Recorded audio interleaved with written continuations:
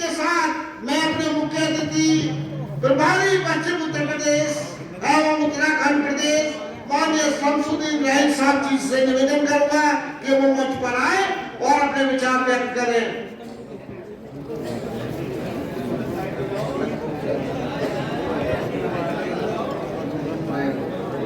मैं सबसे पहले आवाज साफ आ रही पीछे वालों, आप लोगों को आवाज आ रही क्लियर?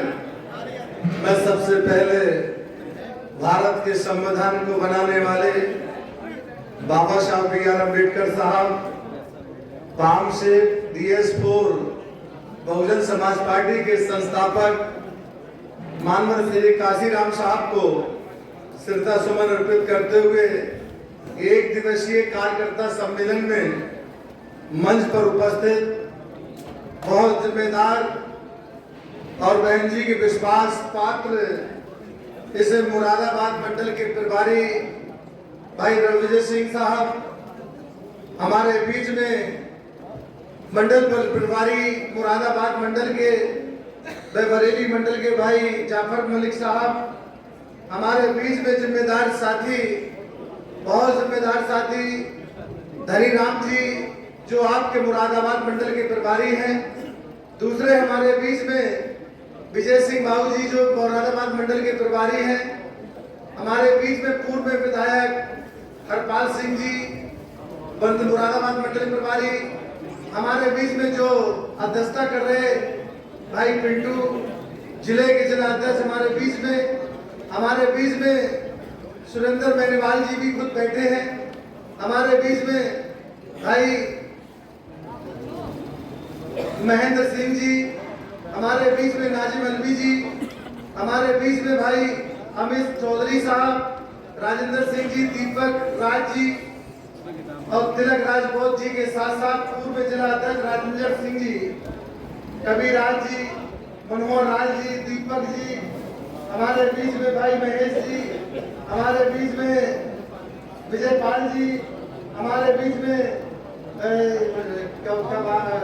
बाबू धर्मपाल जी के साथ इसरार नबी साहब और हमारे कवाली तो वो नाम पुराना भूल नहीं सकते हो, अशरफ कवाली साहब, इनका हमने आपसे निवेदन तारुफ ले लिया। प्रकाश जी, हमारे बीच में पुराने साथी हमारे नसीरुद्दीन साहब, तिलक राजपूत जी। अच्छा टीकाराम जी इधर आओ, मैं पूछ रहा था कि टीकाराम सैनी जी कहाँ हैं?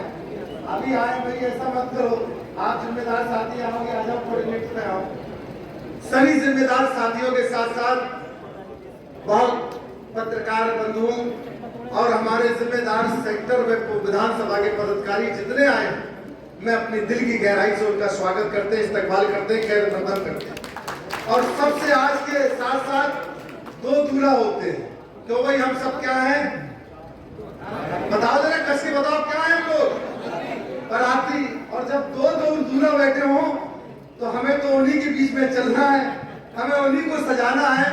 तो पहले दूल्हा जो घोषित हो चुके थे, जिनको बहन जी ने अपने सर पे हाथ धर के आशीर्वाद दिया था और ये कहा कि बहन जी ने कहा कि मैंने चौधरी साहब चौधरी विजेंद्र सिंह जी को जब आशीर्वाद दिया तो बहन जी ने कहा कि मैंने जाट समाज को बहुत बढ़ावा दिया। मुझे उम्मीद है कि आप जाट समाज का नेतृत्व के साथ साथ सर्व समाज का अपनी लोकसभा में नेतृत्व करेंगे। मैं आपको जिम्मेदार बना के भेज रही हूँ। अब मैं आपके बीच में जो दूसरे दूल्हा का नाम लेंगे, थोड़े ठहर के ले लिया जाए।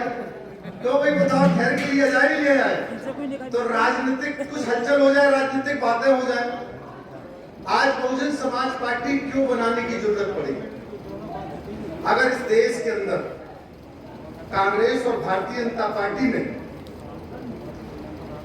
दलितों को अधिकार दिया होता, भारतीय जनता पार्टी ने मुसलमानों को अधिकार दिया होता, भारतीय जनता पार्टी और कांग्रेस ने सर्व समाज को, अगर चाहे पिछड़े समाज हो, चाहे यहाँ पर कास्ट समाज के हो और चाहे दलित समाज से हो, चाहे माइनॉरिटी समाज के लोग, मुस्लिम समाज के लोग, अगर उनका अधिकार दिया होता, बैकलॉग में जिनमें बैकलॉग भरा होता, तो शायद बहुजन समाज पार्टी बनाने की जरूरत। तो भाई बता जरा, आप लोग आवाज लगा, तो तुम्हें जरूरत तो नहीं पड़ती। जब इन लोगों ने हमारे अधिकारों से वंचित रखा, जब हमारे अधिकारों को छीनने का काम किया, हमें गुलामी से बदतर जीने के लिए मजबूर कर दिया, जानवर से बदतर जीने के लिए मजबूर कर दिया, जब हमारे मानवर काशीराम साहब बाबा साहब की और बहन कुमारी माइती जी ने आवाज बुलंद करते हुए क्या नारा दिया था जब बीएसपी बनी थी, बहुजन समाज पार्टी जब बनाई थी, और बहुजन समाज पार्टी के पहले मानवर काशीराम साहब ने 6 दिसंबर 1978 में वामसेप का गठन किया और 6 दिसंबर 1981 में DS4 का गठन किया। और DS4 का क्या मकसद था, वामसेप का क्या मकसद था? वामसेप इसलिए था कि बैकवर्ड, शेड्यूल कास्ट एवं माइनॉरिटी के लोगों को आर्थिक, सामाजिक, राजनीतिक रूप से मजबूत करना है और उन पढ़े लिखे लोगों को पहले जगाना जो पढ़े लिखे लोग नीचे जमीन में तैयार कर लेंगे। उसके बाद मानवर काशीराम साहब ने DS4 बनाई। DS4 में क्या सिखाया? जो बाबा साहब ने कहा था, संगठित रहो, संघर्ष करो, शिक्षित बनो, यही तो कहा था। तो DS4 जो दलित समाज के लोग संघर्ष नहीं जानते थे, संगठित नहीं होते थे, शिक्षित कम होते थे, तो दलित समाज के लिए DS4 बनाई। दलित सोकर संघर्ष समिति के नाम से दिया कि दलितों में संघर्ष करना सीख जाए। पॉलिटिकल मास्टर चाबी जो बाबा साहब ने हथियार दिया, उस बोर्ड रूपी हथियार को समझा। उसके साथ साथ जब मानवर काशीराम साहब ने पढ़े लिखे लोगों को तैयार कर लिया, DS4 का गठन कर दिया, तब मानवर साहब ने कहा कि अब इस देश के अंदर हमें सामाजिक परिवर्तन के लिए सबसे पहली जरूरत है पॉलिटिकल चाबी की जरूरत है। पॉलिटिकल चाबी को हमें हथियाना पड़ेगा, तब समतामूलक समाज की स्थापना हो पाएगी। आज मैं आपको मैं कहना चाहता हूं, 84 के अंदर जब पार्टी का गठन हुआ तो 6 नारे थे। वो नारे कौन कौन से थे? मानवर साहब ने स्पष्ट और बहन जी ने क्या कहा था? स्पष्ट क्या पहला नारा क्या दिया था कि वोट हमारा, तो भाई जरा बताओ क्या कहा था? वोट हमारा, राज तुम्हारा, नहीं चलेगा, नहीं चलेगा। और दूसरा नारा दिया था, जो बहुजन की बात करेगा वो दिल्ली में राज करेगा। और तीसरा नारा दिया था कि वोट से लेंगे सीएम और पीएम। क्या कहा था? वोट से लेंगे सीएम पीएम, आरक्षण से लेंगे एसपी डीएम। यही तो नारा दिया था, क्यों भाई बताओ? और फिर दबे कुचले मजलूमों को आहट दी थी। ऐ मेरे दबे कुचले समाज के लोगों, अगर तुम मान सम्मान स्वाभिमान से जीना चाहते हो, अपने अधिकार को लेना चाहते हो, जिस तरीके से अपनी बहन और बेटी की हिफाजत करते हो, उस तरीके से अपने वोट की हिफाजत कर लेना। तुम्हारे मान सम्मान स्वाभिमान से कोई छेड़छाड़ कर नहीं पाएगा। ये नारा देख पाएंगे। जब पार्टी बढ़ी आगे तो लोगों ने कहा, बहन जी से कहा, मानवर साहब से कहा, ये कहां के एजेंट, कैसे एजेंट, ये काय की पार्टी, कैसी पार्टी? और कहने लगे ये क्या है, 3 में है ना 13 में। जब मानवर काशीराम साहब ने 84 में चुनाव लड़ाया, 87 में चुनाव लड़ाया, जब 89 में चुनाव हुआ तो 89 में 3 सांसद और 13 एमएलए जीत कर आए थे।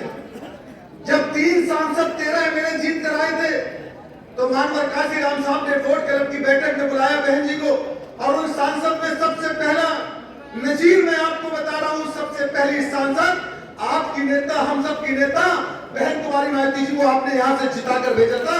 पहली सांसद वो लाखा जी थे, रामकृष्ण यादव जी थे, 3 सांसद जीत कर आए। जीतने के बाद बहन जी ने बैठक बुलाई। जो कांग्रेस के लोग कहते थे 3 में है ना 13 में, उन्हीं कांग्रेस को बुलाने के बाद जो कहते ना 3 में ना 13 में, जब वोट क्लब की बैठक बुला के कहा, संदेश दे दिया कि जो लोग कहते थे कि ना 3 में हम 13 में, आज गिनती कर लो, हम 13 एमएलए भी हैं और 3 सांसद भी हैं, हम 3 में भी हैं और 13 में भी हैं। 3 में और 13 की गिनती बता दी। और 13 एमएलए में सबसे पहले एमएलए का जो नेता होता है वो आपकी बिजनौर से दिया गया था। आपको शायद पुराने लोगों को मालूम है, शेख सुलेमान जी को सबसे पहले नेता सदन बनाने काम बहुजन समाज पार्टी के नेता बहन कुमारी मायावती जो मानवर साहब ने किया। ये बिजनौर की वो धरती है, ये नगीना की वो धरती है जहां से कोने कोने गली गली में बहन जी ने सफरनामा अपना यहां से तय किया है। तो क्या आप उनको भूल सकते हो? क्या उनकी सीट को भूल सकते हो? इसलिए आपके बीच में बहन जी ने जब भी देखा, जब भी संदेश दिया, और इतना ही नहीं, मैं आपको बताना चाहता हूं, आज 3 सांसद की बुनियाद पर बाबा साहब को भारत रत्न की उपाधि मिली थी। 3 सांसदों की बुनियाद पर भारत रत्न की उपाधि मिली थी। 3 सांसद की बुनियाद पर पिछड़े समाज को मंडल कमीशन की रिपोर्ट लागू हुई थी, और 3 सांसद की बुनियाद पर जो धार्मिक तरीके से हिंदू मुसलमान को भाईचारा खत्म करना चाहते थे, रथ यात्रा को रोकने काम मानवर काशीराम बहन कुमारी मायावती जी ने किया था। मैं आपसे ये कहना चाहता हूं, ये मिशन और मूवमेंट है। इस मिशन और मूवमेंट को मिटाने के लिए जब जब हमारी बीएसपी मजबूत होती है, अब मैं मेरी बात गौर से समझना आपको, जब जब हमारी बीएसपी मजबूत होती, हमने 3 बार लंगड़ी सरकार बनाई, और 3 बार लंगड़ी सरकार किसकी बुनियाद पे बनाई? पिछड़ों के लिए, दलितों के लिए, अकलियतों के लिए। किनसे समर्थन लेके? उनसे समर्थन लेके जो भारतीय जनता पार्टी से समर्थन लेके अपनी बीएसपी की सरकार 3 बार बनाई। 4 महीने की सरकार, 7 महीने की सरकार, 13 महीने की जब सरकार बनाई, तो भारतीय जनता पार्टी के कुछ नेता बोले कि हम इनको उत्तर प्रदेश में यहीं रोक लेंगे और पूरे देश का दलित वोट हमें मिल जाएगा, उत्तर प्रदेश में बीएसपी की आंख दिखा के। भारतीय जनता पार्टी के नेता 2002 में बड़े संजीदगी के साथ आए और बहन जी से बोले कि हम ये चाहते हैं। 2 नेता बोले कि भाई हम आपके साथ कहने लगे लंच करेंगे, कहने लगे डिनर करेंगे। बहन जी ने कहा ये भारतीय जनता पार्टी के 2 नेता एक लंच की बात कर रहे हैं, एक डिनर की बात कर रहे हैं। इसका मतलब कहीं ना कहीं ये अपना मकसद हल कराना चाहते हैं। बहन जी ने कहा भाई दोनों नेताओं के अलग अलग फोन आए, चलो एक ही जगह कर लो, डिनर कर ले। सरकार में हम समझौता उनसे करे थे, समर्थन लिए थे। जब बैठे तो वो क्या बोले, जब खाना ना खाने करने के बाद कहने लगे भाई बहन जी ने कही आपका एजेंडा क्या है? कहने लगे हम ये चाहते हैं कि आप उत्तर प्रदेश की हमेशा के लिए मुख्यमंत्री बनी रहो। क्या कहा? क्या कहा? आप उत्तर प्रदेश के लिए हमेशा के लिए आप मुख्यमंत्री बनी रहो, और हम देश में प्रधानमंत्री हम हमेशा के लिए हम बनते रहेंगे। बहन जी ने कहा कि हम चुनाव एक साथ नहीं कर सकते। कहले क्यों? बहन जी ने कहा हमारी विचारधारा अलग है और आपकी विचारधारा अलग है। जब विचारधारा ही नहीं मिलती है तो चुनाव कैसे एक साथ लड़ सकते हैं? कहने लगे विचारधारा किस बात की, हम तो आपको मुख्यमंत्री बनाए। बहन जी ने कहा सियासत कर सकते हैं लेकिन चुनाव विचारधारा पर होता है, हम अपनी विचारधारा समझौता नहीं कर सकते। कहने लगे हम चाहें तो आपकी कल सरकार गिरा दें। बहन जी ने कहा कल गिरती हो बिहार गिर जाए, लेकिन अपनी विचारधारा किसी के हाथ में बेचने नहीं देंगे, ना ही हम किसी को खरीदने देंगे। कहने लगे हम आपकी सरकार गिरा, बहन जी ने कल गिरती हो बिहार गिर जाए। आप सोचो अगर बहन जी चाहती सत्ता की भूखी होती कि मुख्यमंत्री आज प्रधान बनने के लिए आदमी एक दूसरे को लड़ा देता है, जिला पंचायत लड़ने के लिए, चेयरमैन लड़ने के लिए लड़ा देता है, लेकिन आपकी नेता, हम सब की नेता बहन कुमारी मायावती जी ऐसी नेता है जिन्होंने सोचा कि ये हमारी सरकार कैसे गिरा दे। हम पहली सरकार को ऐसे ठुकराना पसंद करते हैं।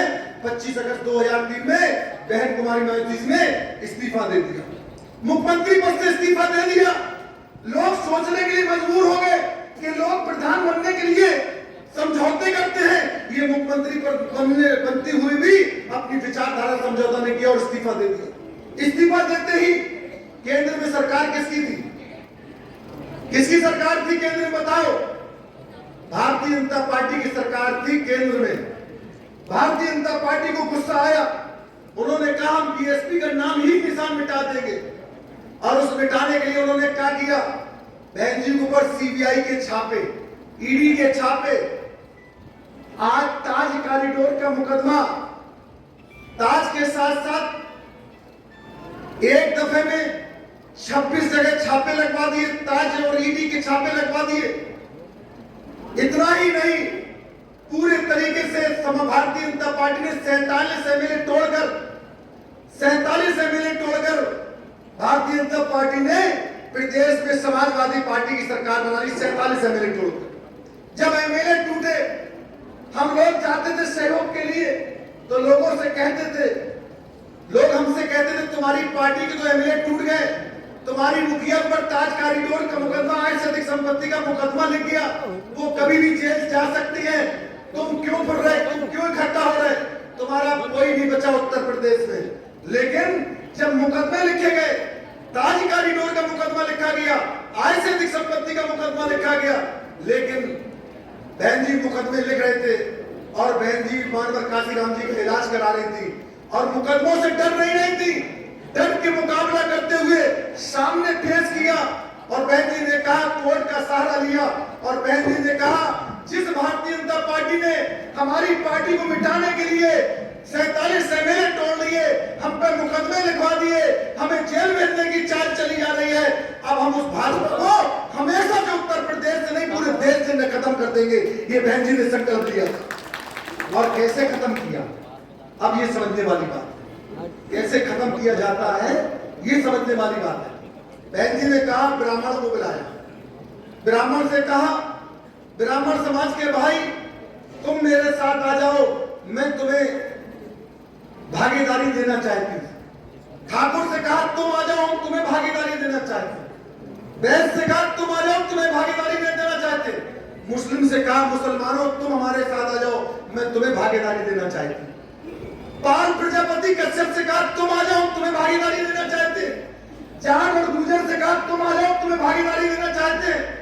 पाल प्रजापति से कहा तुम आ जाओ, हम तुम्हें भागीदारी देना चाहते हैं। और इतना ही नहीं, जब सर्व समाज को जोड़ लिया, ब्राह्मण, ठाकुर, वैश्य, पाल, प्रजापति, कश्यप, जाट, गुर्जर, जब सर्व समाज के लोग जुड़ गए तो उनसे कहा कि अपनी अपनी समाज को जोड़ो, जिसकी जितनी संख्या भारी होगी उसकी उतनी हिस्सेदारी होगी।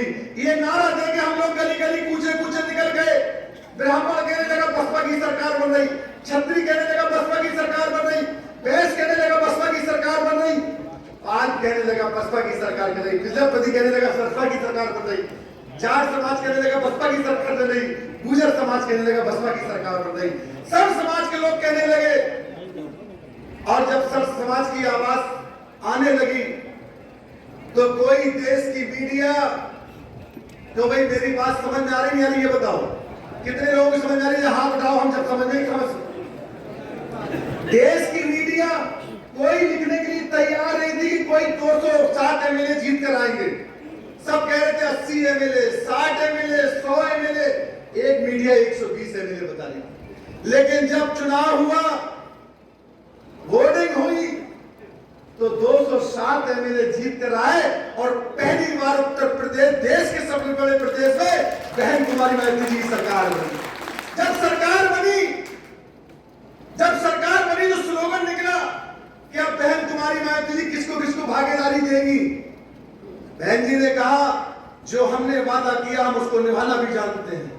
बहन जी ने ब्राह्मण के बेटे को बुलाया, क्षत्रिय के बेटे को बुलाया, वैश्य के बेटे को बुलाया, मुसलमान के बेटे को बुलाया, सैनी कुशवाहा के बेटे को बुलाया, पाल प्रजापति के बेटे को बुलाया, जाट और गुर्जर के बेटे को बुलाया, राजभर और चौहान के बेटे को भी बुला लिया। जब सबको बुलाया, बहन जी ने कही मैं मुख्यमंत्री की शपथ ले रही हूं और तुम लोग कैबिनेट की शपथ ले लो। जब बहन जी ने मुख्यमंत्री की शपथ ली तो ब्राह्मण से लेके मुसलमान, मुसलमान से लेके बैकवर्ड समाज के लोगों ने सबने कैबिनेट में शपथ ली। और जब शपथ ली, सर समाज के लोगों ने जब शपथ ले ली, जैसे ही शपथ ली, मीडिया ने लिखा सोशल इंजीनियरिंग, ये है फार्मूला बीएसपी का, जो उन्होंने कहा था वो दिया है, सर समाज को भागीदारी दे दिया। जब जैसे ही सर समाज को भागीदारी दी और भागीदारी देते ही जब सब कैबिनेट के मंत्री बन गए, ब्राह्मण भी कैबिनेट में बन गए, वैश्य भी बन गए, और छत्री भी कैबिनेट बन गए, मुसलमान भी बन गए, पाल प्रजापति, कश्यप, साग, सैनी, मौर्य, राजभर, चौहान, सब समाज के लोग बन गए। तो जैसे ही सब लाल बत्ती घूमी, ब्राह्मण कहने लगा मेरी सरकार चल रही, छत्री कहने लगा मेरी सरकार चल रही, बैस कहने लगा मेरी सरकार चल रही, मुसलमान कहने लगा मेरी सरकार चल रही, दलित कहने लगा मेरी सरकार चल रही, पाल प्रजापति, कश्यप, सैनी कहने लगा मेरी सरकार चल रही, जाट गुजर कहने लगा मेरी सरकार चल रही। जब सर समाज की सरकार चल रही थी, जब सर समाज के लोग सरकार में शामिल होते हैं और एक एक समाज का एक लीडर होता है, और जिस समाज का लीडर होता है उस समाज के साथ अन्याय अत्याचार नहीं आई समझ में। जिस समाज का लीडर होता है उस समाज के साथ कभी अन्याय अत्याचार नहीं होता। जब अन्याय अत्याचार नहीं हुआ, सब कहने लगे मेरी सरकार चल रही, तो ये संदेश चला गया, मुसलमान भी हिंदू से नहीं लड़ा, ना पाल प्रजापति से लड़ा, ना कश्यप सैनी से लड़ा, ना जाट गुजर से लड़ा, ना ब्राह्मण ठाकुर से लड़ा, ना बैस किसी समाज से लड़ा।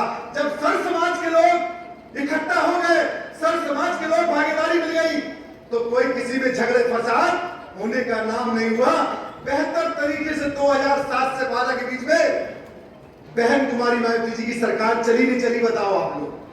और संदेश दे दिया, जितने भी अपराधी थे कह दिया, अपराधियों से कह दिया या तो प्रदेश के बाहर, नहीं तो जेल के या बाहर जाओ, या तो भाई जरा तुम भी तो बताओ, या बाहर जाओ या भीतर, नहीं तो सीधे। तो भाई किसी की हिम्मत नहीं हुई कि लाइन ऑर्डर तोड़ लेता। यहां इतना ही नहीं, 2010 में बाबरी मस्जिद और राम मंदिर का जजमेंट आ रहा था, देश के सारे प्रदेश बंद हो गए थे, लेकिन जिस प्रदेश के अंदर फैसला आ रहा था वो 3.5 साल का बच्चा भी स्कूल में जाने का काम किया था। ये लाइन ऑर्डर की मिसाल बहन कुमारी मायावती जी ने पेश कर दी थी। आज उसकी नकल पूरे देश में लोग करने के लिए, मुख्यमंत्री बनने के लिए और मिनिस्टर पेश करने के लिए आज आगे बढ़ कर हिस्सा लेते हैं कि मैं अपने प्रदेश को चला सकता हूं। अरे मैं दावे के साथ कह सकता हूं, देश के सबसे बड़े प्रदेश में जब बहन कुमारी मायावती जी लाइन ऑर्डर को मेंटेन कर सकती हैं, तो जिस दिन देश की प्रधानमंत्री बनेगी तो देख लेना पूरे देश के अंदर जितने भी दंगे फसाद कराने वाले लोग हैं, झगड़े फसाद कराने वाले लोग, या तो अपने आप को सुधर जाएंगे, नहीं तो जेलों में चले जाएंगे, और ना ही कोई दंगा होगा, ना ही कोई सीमा पार पर कोई झगड़ा फसाद होगा, क्योंकि बहन कुमारी मायावती जी कभी भी किसी से लाइन ऑर्डर में समझौता नहीं करती हैं।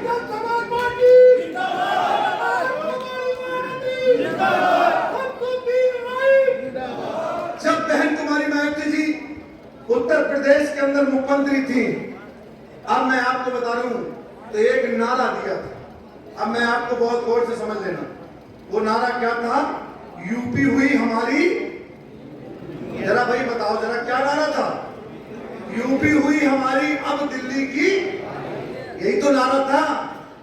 लोगों के दिल और दिमाग में बहकने लगे थे कि अच्छा ये उत्तर प्रदेश के लोग, दबे कुचले मजलूम लोग अब देश की तैयारी कर रहे हैं।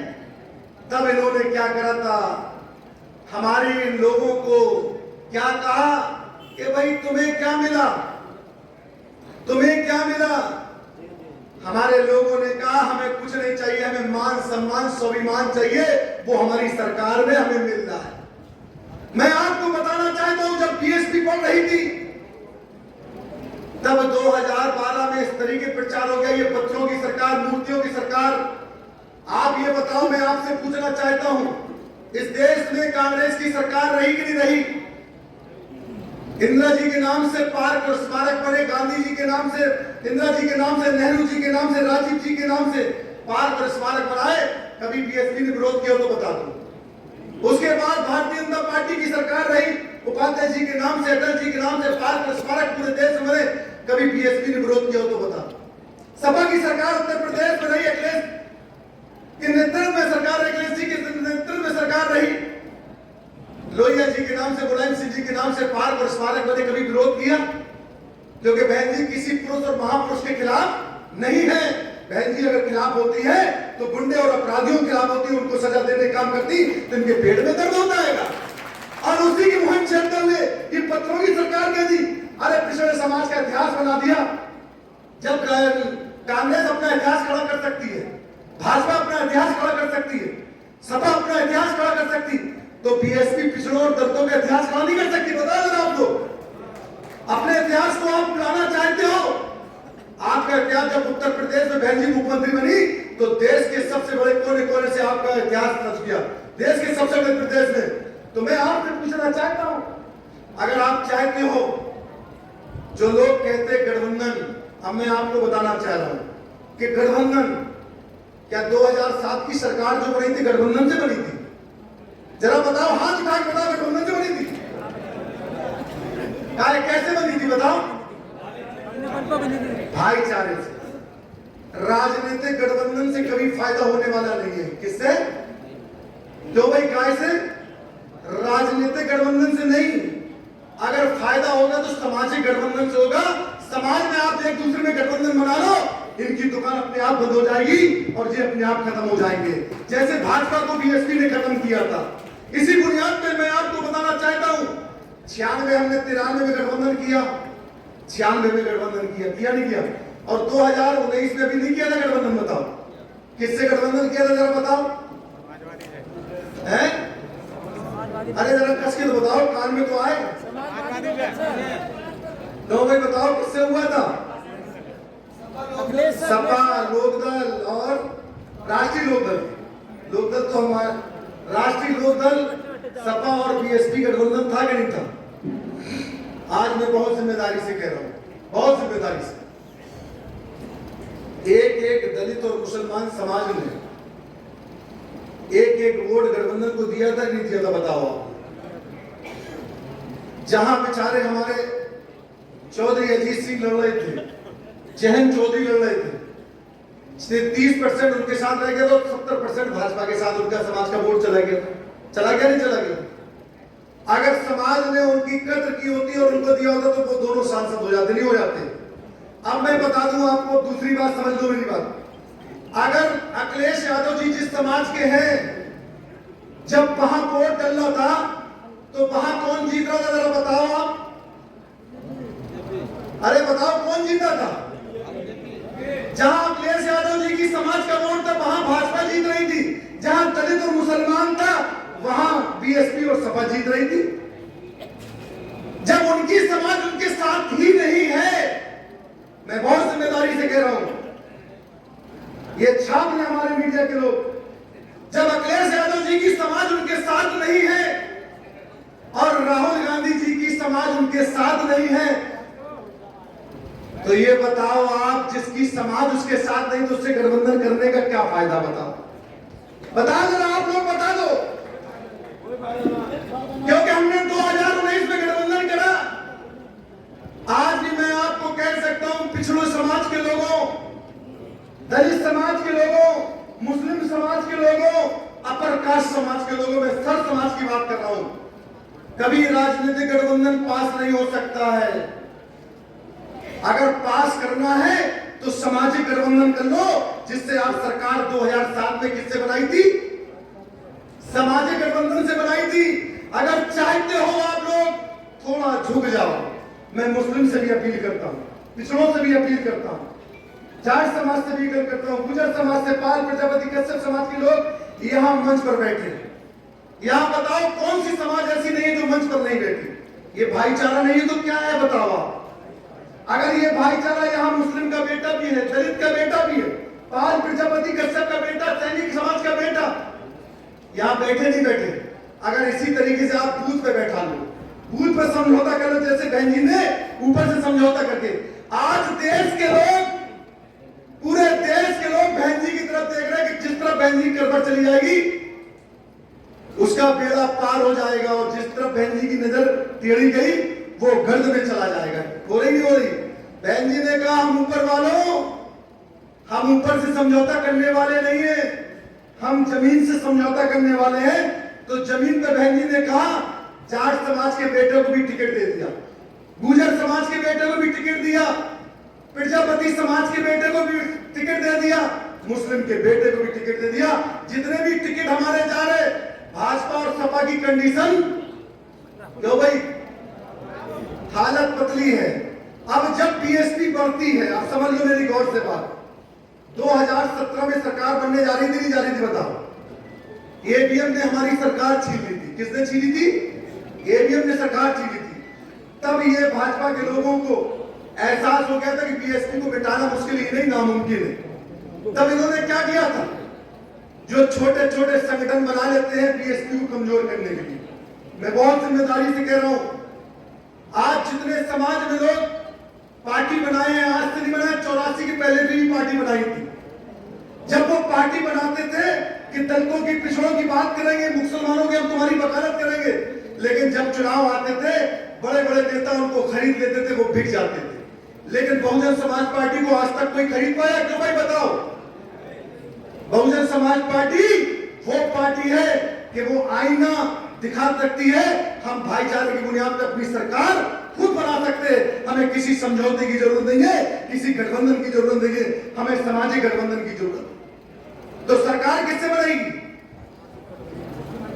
अब मैं सर्व समाज के साथ साथ मुस्लिम समाज से कहना चाहता हूं, ये और हिंदू समाज के भाई भी हमारे बैठे, सर्व समाज के, ये भाजपा और सपा डरा के वोट लेती है। कैसे लेती मालूम है आपको?